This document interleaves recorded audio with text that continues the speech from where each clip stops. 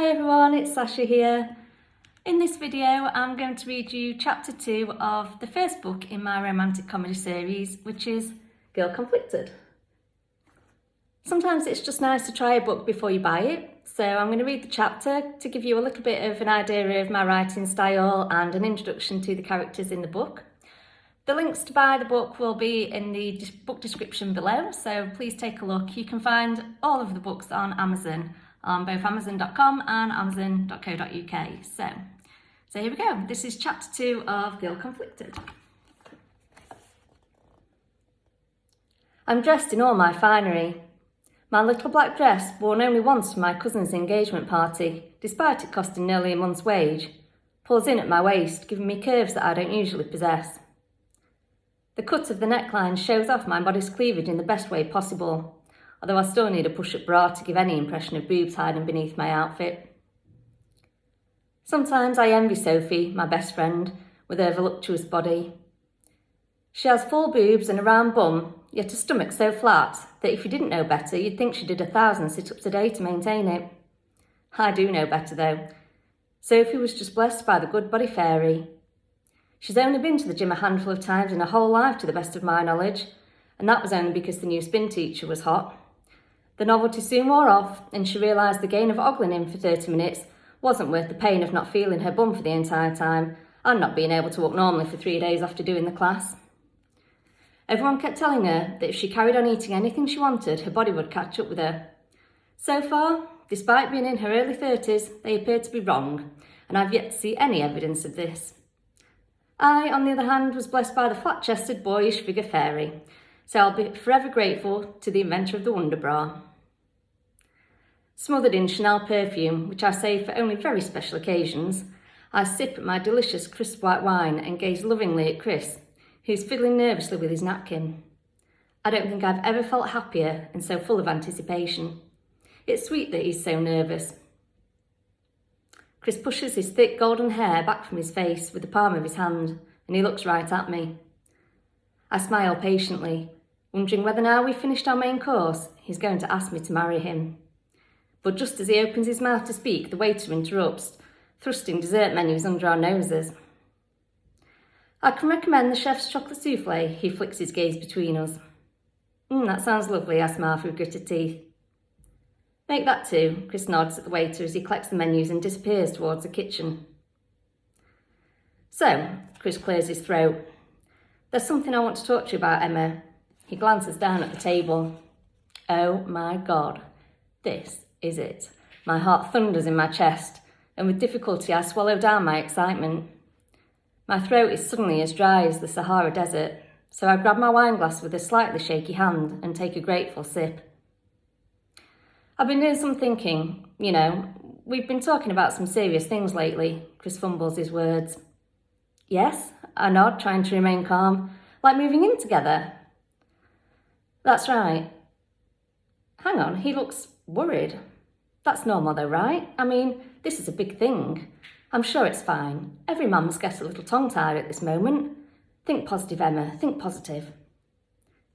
And I fiddle with the stem of my wine glass. Maybe he's just working himself up to ask me.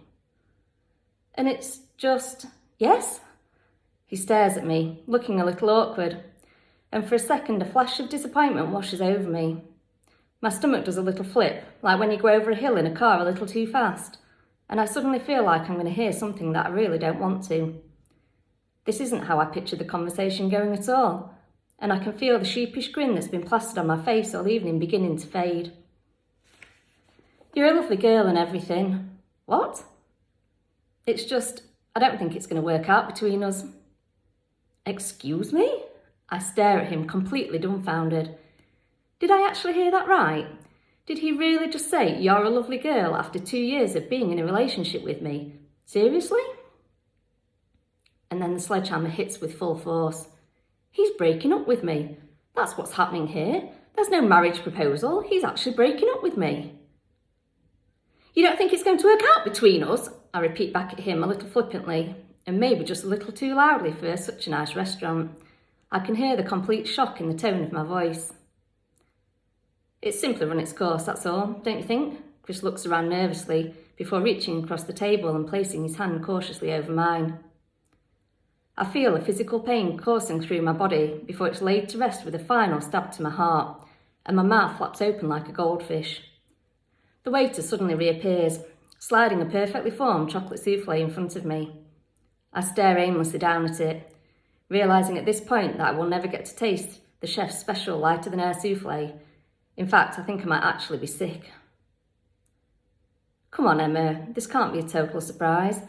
Chris squeezes my hand a little, and I look up, meeting his eyes, desperately trying to see something that says that this is a mistake, that he's got it all wrong. But his expression is blank as he looks right back at me. His eyes are completely detached from any emotion. And that's when the realisation hits me. I'm such an idiot. Who is she? I ask flatly, closing my eyes. I tried desperately to contain the bubbling anger that's threatening to spill over, which had caused an embarrassing scene in front of the other diners, who actually deserved to be here enjoying their pleasant and romantic dinners. I hold my breath, sure that I don't actually want to hear the answer to my question. Emma, come on. He shifts uncomfortably in his seat, and I snap my eyes open and glare at him accusingly. I asked you a question, Chris. Don't you at least own me the truth after 2 years of sharing our lives? He presses his lips together into a thin line. Who is she? I growl through gritted teeth. There's a deathly pause, during which the background noise at the restaurant seems to be captured and muffled by a bubble. My thudding heartbeat is the only sound that I can hear in the room. No one, you know, he swallows noisily like he's just eaten a bug. There it is, right there, the truth that I knew I didn't want to hear. I roughly snatch my hand back from under his as I blink back tears. So there you go. 2 years of building what I thought was a trusting, intimate relationship, only to be left stranded on my own desert island of our imaginary life, while he sails away into the distance with someone else. How did I not see any of this? How stupid must I be? How long's this been going on? I try to keep my voice low, but I can feel a hint of hysteria creeping in. It doesn't matter. It matters to me, I shout a little too loudly, and I'm greeted by frowns and stares from the other diners, but I don't care. My whole world is imploding, and Chris is sitting across from me, cool as a cucumber, telling me it doesn't matter how long he's been having his leg over with someone else, while taking me for a complete fool.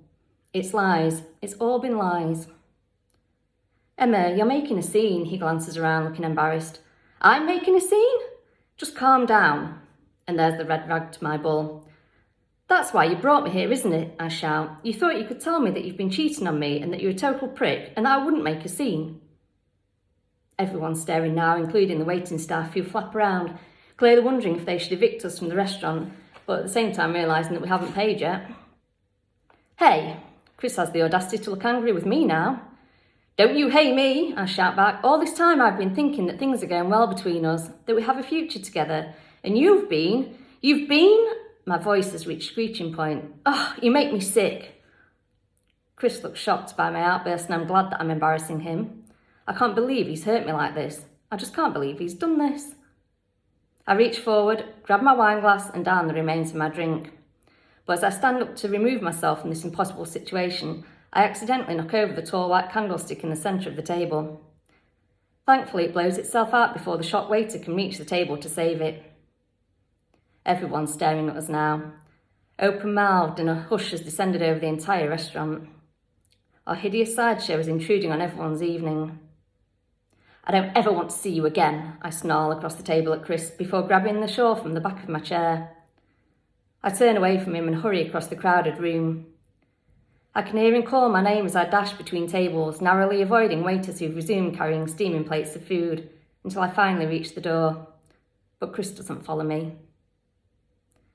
Once out on the street, I lean against the cold bricks of the restaurant wall for support, careful to stay out of sight from the large bay windows as I gulp at the chilly night air, focusing all my attention on staying upright and not collapsing in a crying heap on the pavement. My legs no longer feel strong enough to support my body, and I shiver in the cool breeze and pull my flimsy shawl more tightly around my shoulders. What the hell just happened? My life has done a complete 180-degree turn in the time it took for a souffle to arrive from the kitchen.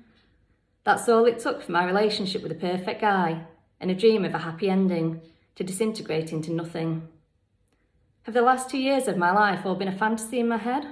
Did I imagine everything? Every look? Every kiss? No, he's just been playing a game. How many times had he crawled from my bed into hers? Ugh, I don't even want to think about it. I stand up straight and move away from the wall.